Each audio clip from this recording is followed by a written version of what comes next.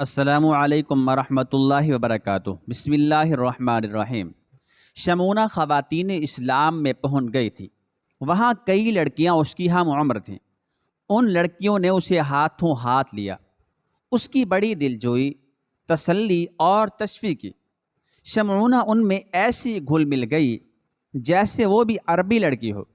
چونکہ شمونہ عیسائی لڑکیوں کا سا لباس پہن کر آئی تھی، دختران عرب کا لباس اور طرح کا تھا، اسے عربی لڑکیوں کا لباس بہت پسند آیا۔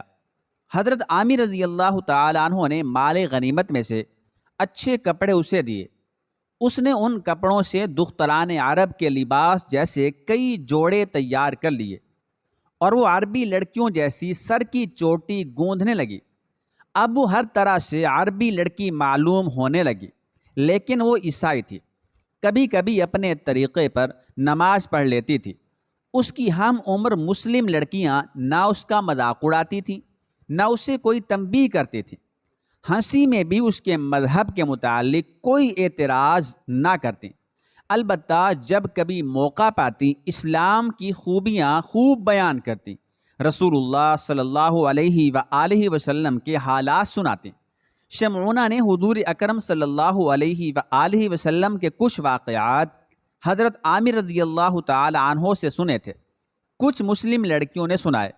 اس طرح اسے بہت زیادہ معلومات حاصل ہو گئیں۔ شمونہ نے اپنا جس قدر حال حضرت عامر رضی اللہ تعالیٰ عنہ کو سنایا تھا، وہ مسلمان عورتوں اور لڑکیوں کو بھی معلوم ہو گیا تھا۔ شمونہ حضرت عامر رضی اللہ تعالیٰ عنہ کو اپنا باپ سمجھنے لگی تھی۔ حضرت عامر رضی اللہ تعالیٰ عنہ بھی اسے بیٹی کی طرح چاہتے تھے۔ مال غنیمت سب اس کے سامنے رکھ دیتے، اس میں سے وہ جو چاہتی لے لیتی۔ جبکہ حضرت خالد رضی اللہ تعالیٰ عنہ طومہ کے تعاقب میں گئے ہوئے تھے۔ اس وقت ایک روز حضرت عامر رضی اللہ تعالیٰ عنہ نے شمونہ سے فرمایا، بیٹی اب اگر تم پسند کرو تو اپنا بقیہ حال بھی سنا دو۔ شمونہ تیار ہو گئی۔ اس نے کہا، جب بادشاہ بیگم چلی گئی تو میں اتوار کا انتظار کرنے لگی۔ مجھے بادشاہ بیگم کے ساتھ جانے کی بڑی خوشی تھی، لیکن یہ خوشی جلد ہی خاک میں مل گئی۔ بیگم کے چلے جانے کے دوسرے ہی دن حکیم شمعان نے مجھے اپنے کمرے میں بلایا۔ انہوں نے کہا، بیٹی بادشاہ بیگم تجھے مجھ سے چھیننا چاہتی ہے، کیا تم اس کے ساتھ رہنے پر رضامند ہو؟ مجھے تعجب ہوا، حیرت ہوئی کہ بادشاہ بیگم مجھے حکیم سے چھیننا کیوں چاہتی ہے۔ مجھے حکیم سے باپ کسی محبت تھی، اس لیے میں نے کہا، میں بادشاہ بیگم کے پاس رہنے کو رضامند نہیں۔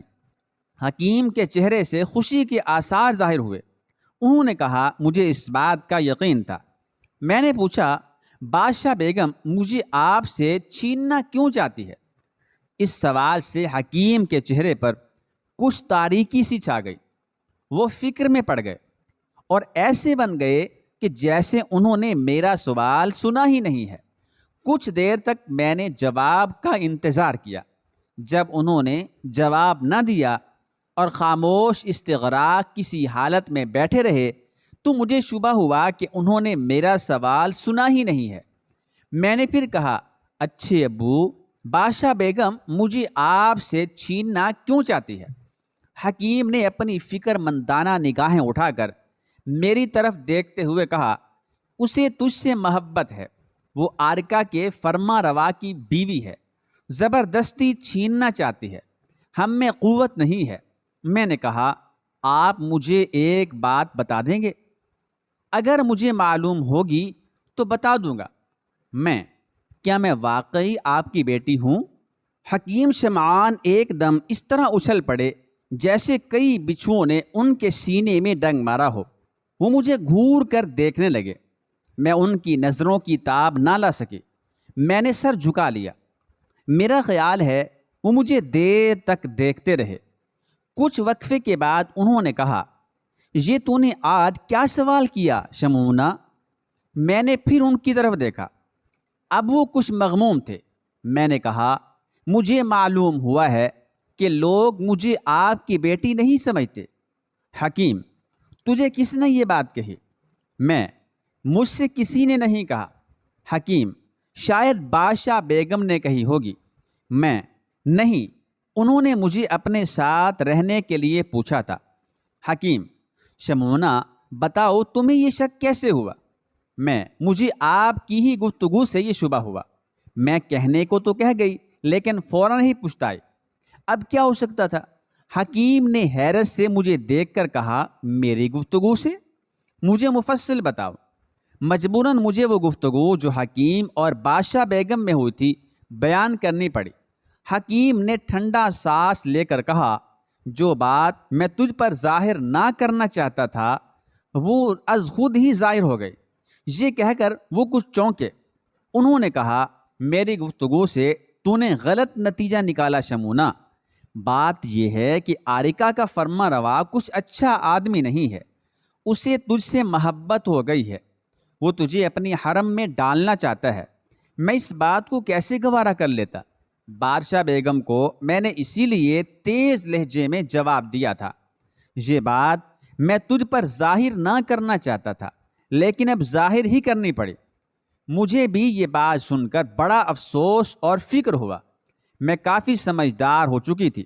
مجھے یہ معلوم تھا کہ عیسائیوں میں ایک وقت میں ایک ہی بیوی رہ سکتی ہے، لیکن بعض بڑے آدمی نکاح تو ایک عورت سے کرتے ہیں اور گھر میں 4 5 عورتیں ڈال لیتے ہیں۔ میں نے کہا، میں مر جاؤں گی مگر اس بات کو گوارا نہ کروں گی۔ حکیم خوش ہو گئے۔ انہوں نے کہا، اگر تم یہاں رہو گی تو بادشاہ کسی نہ کسی طرح تمہیں حاصل کر کے اپنے محل میں ڈال لے گا۔ میں اور تم کچھ بھی نہ کر سکیں گے۔ اگر تم اور زندگی چاہتی ہو تو جو میں کہوں اس پر عمل کرو۔ بتائیے، میں تیار ہوں۔ حکیم: کچھ عرصہ تک تمہیں غیر معروف لڑکیوں کی طرح رہنا پڑے گا۔ منظور ہے۔ حکیم اسی روز کہیں باہر چلے گئے اور دوسرے روز آئے۔ ان کے ساتھ ایک بوڑھا چرواہا آیا تھا۔ حکیم نے مجھ سے کہا، بیٹی تم آج رات کو اس چرواہے کے ساتھ چلی جاؤ، یہ تمہیں جس بستی میں لے جائے گا وہ بستی یہاں سے قریب ہی ہے، وہیں رہنا، اس کی بکریاں چرانا اور اپنے آپ کو اس بوڑھے چرواہے کی بھتیجی بتانا۔ میں چونکہ آرکا کے بادشاہ سے اپنا پیچھا چھڑانا چاہتی تھی اس لیے تیار ہو گئی۔ رات کو مجھے چرواہا لڑکیوں کے لباس کی طرح کے کپڑے دے گیا اور بوڑھے کے ساتھ رخصت کر دیا گیا۔ میں رات بھر اس کے ساتھ چلتی رہی۔ صبح ہوتے ہی ایک بستی میں پہنچی۔ بوڑھا وہیں رہتا تھا۔ اس نے میرے لیے بستر لگا دیا اور میں جاتے ہی سو رہی۔ دوپہر کے بعد میں وہاں گڈریوں کی لڑکی کی طرح رہنے لگی۔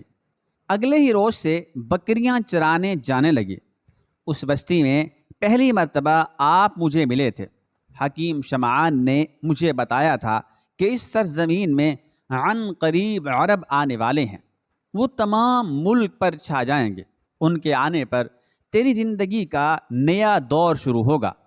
اسی وقت سے مجھے عربوں سے ہمدردی پیدا ہو گئی تھی۔ حکیم نے یہ بھی کہا تھا کہ جب تو عرب کو دیکھے تو مجھے فوراً اطلاع کرنا۔ چنانچہ جب آپ آئے اور آپ کو چرواہے نے گرفتار کر لیا تو میں وہاں سے رات کو آرکا میں آئی اور حکیم سے آپ کا تذکرہ کیا۔ اس پر انہوں نے کہا، میں نے 1-2 عربوں کا نہیں کہا تھا بلکہ میرا مطلب لشکر سے تھا۔